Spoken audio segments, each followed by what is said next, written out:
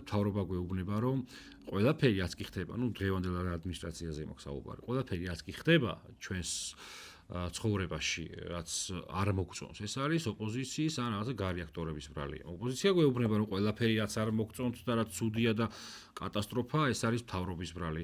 ხალხის ნაწილი გეუბნება, რომ ეს არის მთავრობისა და ოპოზიციის ბრალი. ვიღაცა კიდე გახსდება ამ ადგილობრივ რუკას და გეუბნებიან, რომ არა, მეგობრებო, ყველაფერი ამერიკის და რუსეთის ბრალია.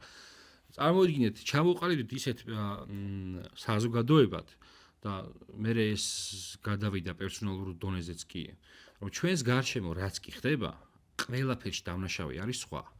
ანუ რაღაცნაირად დავკარგეთ ინდივიდუალური განვითარების მომენტი, ანუ დავკარგეთ ინდივიდი და მისი მასთან დაკავშირებული ყველა ღირებულება, იმიტომ რომ თუ გამოდის რომ ცხოვრებაში რაც კი ხდება, ეს არის სხვისი ბრალეულობა, მაშინ სად ვარ ამ მომენტში მე, სად არის პიროვნება, სად არის ინდივიდი, რომელიც როგორც ვამბობთ ხოლმე, ყველაზე მთავარი ღირებულებაა კაცობრიობის, ხო, ადამიანი და მისი პიროვნული ღირსებანი და უფლებები.